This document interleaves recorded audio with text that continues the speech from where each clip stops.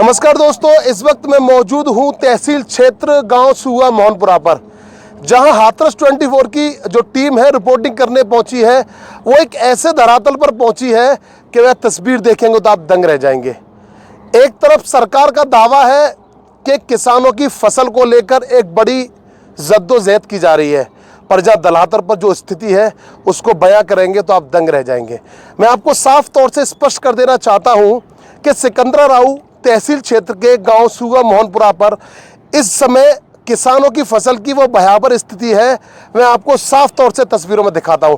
इस वक्त जो मेरी मौजूदगी है वो लगभग किसान के 4 से 5 फुट गहरे पानी में मेरी मौजूदगी है। मैं आपको साफ तौर से दिखा रहा हूं कि मेरे भी घोंटू से ऊपर तक जो है पानी आ रहा है, और ये किसान की लगभग सैकड़ों बीघा फसल है जहां तक मेरी निगाह जा रही है, और ये कैमरे की निगाह जा रही है। मैं आपको साफ तौर से दिखा रहा हूं, ये पानी का स्तर यहां से लेकर वहां लास्ट तक जो निगाह जा रही है पूरा वैसा ही बना हुआ है, क्योंकि इसका कारण कोई ये नहीं कि किसान ने खुद से भरा है। इसका कारण सिर्फ है तो सिर्फ NHI वालों के अधिकारियों की एक बड़ी लापरवाही है।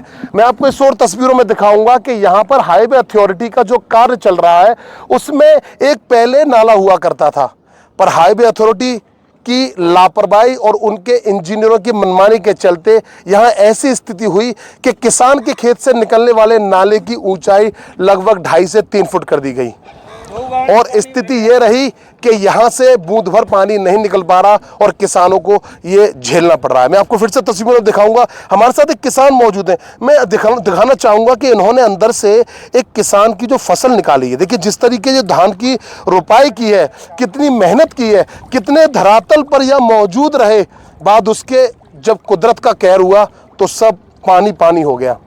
सवाल उठता है कि कुछ कुदरत के हाथ में होता है और कुछ अपने हाथ में होता है। जो अपने हाथ में है उसकी जिम्मेदारी है यहाँ के NHI वाले अधिकारियों के, प्रशासन की। बस उनकी कमी को लेकर यहाँ किसानों को ये सब झेलना पड़ रहा है। हमारे साथ एक किसान मौजूद है, उनसे बात करेंगे कि लगभग ये पानी की गहराई कितनी रही होगी और क्या है। क्या नाम है आपका सर? मेरा नाम अरुणपाल सिंह है।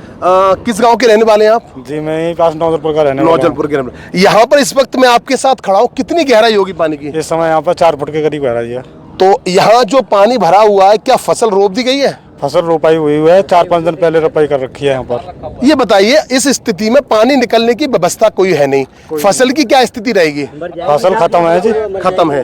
तो लगभग कितने बीघा यहाँ पर बर्बाद हुई है फसल? 800 बीघा करीब। 800 बीघा करीब। तो जिस तरीके जो किसान यहाँ मौजूद है, उन्होंने कोई भी ऐसी स्थिति सुनी सुनाई नहीं बताई है। वो धरातल पर मौजूद है। मैं पुनः फिर दिखाऊंगा कि जो पानी की गहराई है यहाँ इस कदर है, और उसी स्थिति को लेकर किसान ने अपने नुकसान को भी बताया है और ये हालात स्थिति बताई है।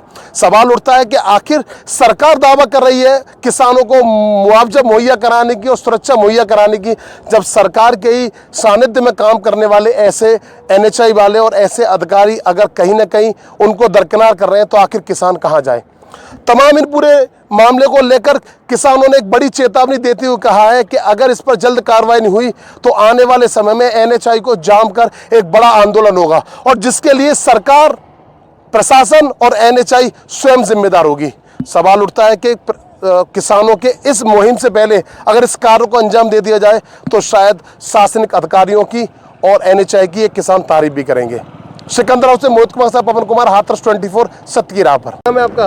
राजेंद्र सिंह। आप किस गांव के प्रधान हैं? नगला गोविंद उर्फ नौजरपुर। आपके द्वारा कल उपजिलाधिकारी महोदय को एक शिकायत दी गई है, क्या मामला है? पानी रुक रहा है, सारे खेत फसल कर गई है सारी। कितनी बीघा फसल होगी लगभग? करीब 500 से 600 बीघा खेत है।